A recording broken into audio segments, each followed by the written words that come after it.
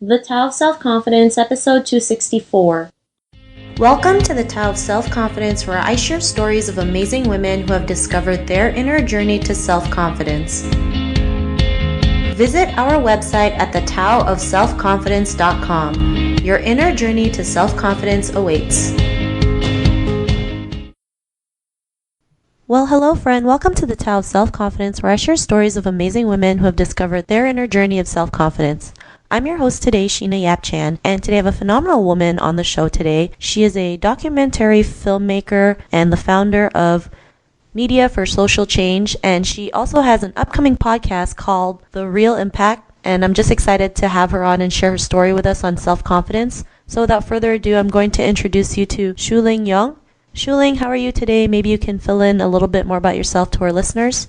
Hi, Sheena. Thanks for having me on today. Well, my name is Shuling Yong. I do documentary films, mainly helping people tell their stories through the power of video. I'm just really passionate about using my skills in film and video for positive change. Awesome. Well, thanks for sharing that. And Shuling, what's your cultural background? I was born and raised in Singapore in a Chinese family, a small Chinese family. My parents and my brother, they moved to Singapore from Malaysia. And basically, when I turned 21, I was lucky enough to land a scholarship to study radio, TV, and film at Northwestern University in the US. And I kind of fell in love with documentary film here. So 8 years on, I'm still here in Chicago, still proud to represent Singapore and, still working to make a difference through the power of film and video. I love it. Thanks for sharing that. And what would be your favorite self-confidence quote? Well, I'll share one that's been close to my heart all through my life. It came at a time where I was feeling extremely stressed. So I had just been awarded this, big scholarship to study anywhere in the world and was suddenly thrust into the media spotlight. So I had journalists and friends and family everywhere. They were sending me congratulations, asking me what I was going to do next. And then I was just feeling all this pressure to, try and give big, impressive answers. And then that feeling of fear would set in. I'd hear voices in my head saying what if I can't live up to all these expectations of me? Or what if I'm just really one big imposter? So I was really afraid of being not good enough. And this quote really helped change my perspective. It was adapted from a passage in a book by Marianne Williamson. So it says, "Our deepest fear is not that we are inadequate. Our deepest fear is that we are powerful beyond measure. It is our light, not our darkness, that most frightens us. Your playing small does not serve the world. There's nothing enlightened about shrinking so that other people won't feel insecure around you. We are all meant to shine as children do. It is not just in some of us, it is in everyone. And as we let our own lights shine, we unconsciously give other people permission to do the same. As we are liberated from our own fear, our presence automatically liberates others." Powerful stuff. Thanks for sharing that. And I love that quote. It's a really good one.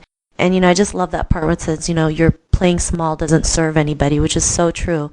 And, especially growing up, in an Asian culture, it's like we've been told to, not rock the boat, don't do anything too big. And, because it's just, as our parents, they love us. They don't want us to fail as to, we don't want to get, they just don't want to see their kids get hurt. But I mean, in life, we're going to go through challenges. We're going to go through hurdles that our parents cannot protect us from. So, it's okay if we go through these hard times because it's going to make us, bigger and better and be the person that we're meant to be. So, I really love that Marianne Williamson quote. It's just when you're having a bad day, you can go to that and say, I am enough. I am strong. I can go out there and do amazing things. So thanks for sharing that. And in your own words, how would you define self-confidence?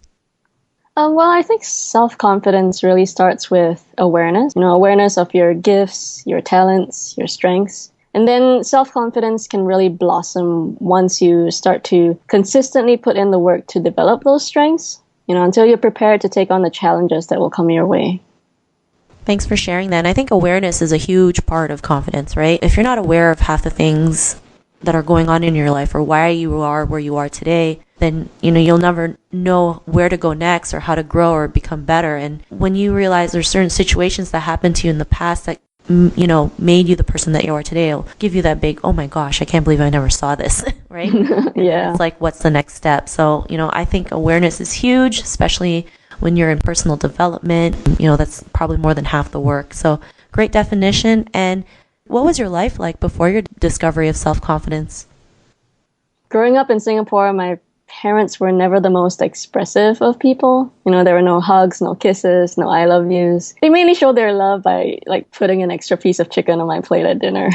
And, similarly, when it came to my performance in school and life, they never really said things like, oh, you did such a great job, or I'm so proud of you, or you're such a good leader or runner or musician, right? And because I mentioned a big part of self-confidence stems from positive feedback and reinforcement. I spent a lot of my early years being unaware of all that I was capable of achieving. And all the way till I was 14, I just really blended in with the rest of my classmates. I didn't seek out any leadership roles, didn't challenge myself with extracurricular activities. It was mainly because I didn't think I was good at anything. Yeah, that's kind of what life was like. Thanks for sharing that. And I think that's something we all can relate. It's just like we want to try something, but sometimes we're afraid because, we never know if we can do something, or we're afraid that we might get laughed at if we make a mistake. Not realizing it's okay to make a mistake because, especially if you've never done it before, you're going to make a mistake, right? Whether it's doing a video or, starting a podcast or even just running, you're going to fall and, you just keep on getting back up. And what was that point in your life when you realized, you are more than enough, you can go there and do amazing things and, have that confidence to go out there and do it? Yeah, I remember, one time when I was 12 years old and I was sitting in my English class, and my teacher, she paused the lesson halfway to gesture to another teacher who was walking by. She asked her to come on over, and the two teachers met at the front door, and they started whispering and looking at me. And I was thinking, oh man, what have I done? Am I in trouble or something? And before I knew it, my teacher, she called my name. My heart started pounding, swallowed hard, and she said, stand up and read page 29 out loud. And I hesitated for a moment, but, like an obedient student, I did as I was told. And when I was done reading that passage, my teacher turned to the teacher who was visiting, and she said, there, told you she speaks well. And at that moment it clicked, I was wondering in my head, wait a minute. Did my English teacher just single me out in front of my entire class to show off my speaking skills to another teacher? Turns out they were looking for a student to MC the upcoming school concert, and I was asked to take the gig. But man, did that moment do wonders for my self-confidence. I was beaming for days. And once I realized that there was something that others could see that I was good at, it went on to shape some of my major decisions that I made in life, like decision to want to become a radio DJ and studying mass communication in Polytechnic. It gave me so much drive to work hard to become the best, and I think that's really what contributed to getting that scholarship to help me come all the way to the US to study at Northwestern. I think that's amazing, and it's amazing how one person who can believe in you can really change your life. And they can just see that potential in you because sometimes you don't see it in yourself. I go through it too. People tell me all these things and I'm like, I don't know what you see. Exactly. Like, I don't get it. Right? And it's great to have people, you surround yourself with who are there to lift you up, especially when you have days where you just feel like you want to eat ice cream and watch Netflix all day. To tell you, like, I believe in you. You have this magic that nobody else has, and you can go out there and do, the most amazing things ever. And, because of that realization, what's your life been like now? I'm a lot different from that 12-year-old kid in that classroom. Now I take on the attitude of, if it feels scary, do it harder. Because as an adult, no teacher is going to be telling you what you're capable of. You've got to put yourself out there and try new things. Yeah, I'll never forget being part of this thing called the fear experiment. Basically, adults get to choose one art form that scares them. And I chose to do comedy improv because all my life I've had such difficulty just speaking off the top of my head. And the catch was we had to sign up alone. We had to learn with 20 other strangers for 3 months how to do this comedy improv art form and then perform in front of a live audience of 700 people at the end. Yeah, so that was super crazy, but one of the best feelings to have people actually like laughing and enjoying your performance, and then you realizing that, that wasn't so hard after all.